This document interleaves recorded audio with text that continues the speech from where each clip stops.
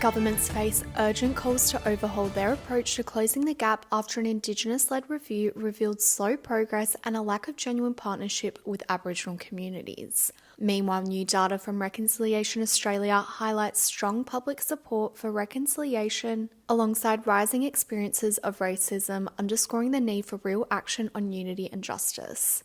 More on that later. Kaya, this is the National Indigenous Times Daily News Bulletin for Tuesday the 24th of June. Governments are being urged to rethink their approach to working with Aboriginal and Torres Strait Islander people following a major Indigenous-led review of the Closing the Gap agreement. The review, commissioned by the Coalition of Peaks and involving consultations with over 500 First Nations people and organisations, found that while the framework is sound, its implementation has been undermined by inaction, poor communication and a lack of genuine partnership.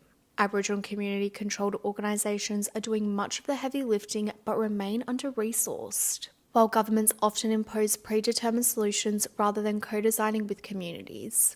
Just 4 of the 19 national targets are currently on track, prompting calls from leaders like Professor Lyndon Combs and QAIHC Deputy CEO David Hammer for immediate reform. They say real change will only come if governments shift from tokenistic consultation to true collaboration and take the opportunity presented by the review to do things differently.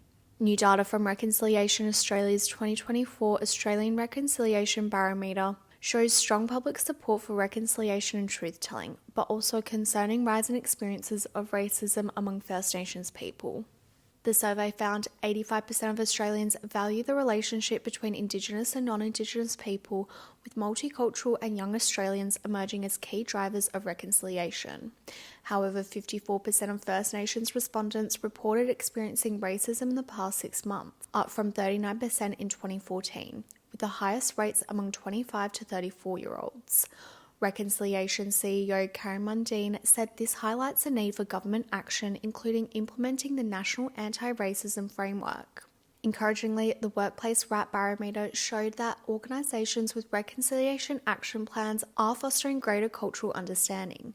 Despite ongoing challenges, Mundine said the enduring public optimism and commitment to unity continue to be a guiding light for reconciliation efforts. A landmark 5-year, $5 million partnership between Rio Tinto and the Pilbara Aboriginal Health Alliance is set to transform Indigenous-led healthcare across the Pilbara.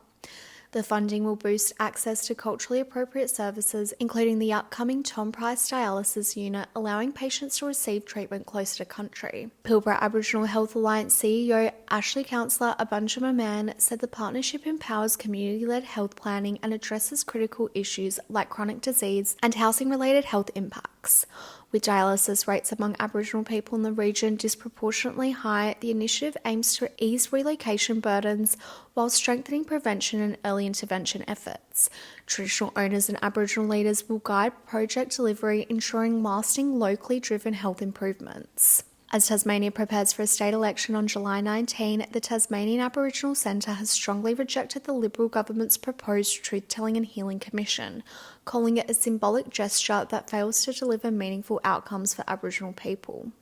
The government announced last month that it would progress with the truth-telling process but abandon treaty negotiations, prompting backlash from the TAC, which argues that the plan lacks genuine self-determination and Aboriginal leadership. TAC campaign manager Nala Mansell said that the community is tired of processes that go nowhere and is demanding binding community-led arrangements that deliver tangible outcomes, including land justice, heritage protection and true self-determination.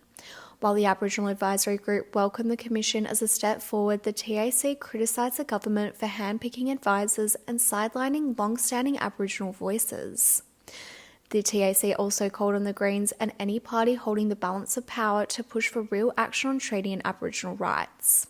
As part of NAIDOC Week celebrations, the Copyright Agency will host a free national webinar on Wednesday the 9th of July, guiding Australian businesses on how to engage ethically and respectfully with First Nations artists and art centres. Titled Doing It Right, Respectful Brand Alignment with First Nations Art, the session runs from 11 a.m. to 12 p.m. Eastern Standard Time and is aimed at brand, marketing, legal and creative professionals seeking to build meaningful partnerships with Indigenous creators. led by renowned Indigenous legal expert Dr. Terry Jenke. The webinar will offer practical steps on working with Indigenous cultural and intellectual property, with contributions from the Copyright Agency's Visual Arts team, and Warman Arts Centre representatives will explore the important role art centres play in preserving culture, nurturing talent, and ensuring ethical collaborations. The event is part of the Copyright Agency's ongoing commitment to supporting respectful and equitable representation of First Nations creativity. That's today's daily news roundup from the National Indigenous Times. For more news, head to nit.com.au and sign up to our free newsletter today.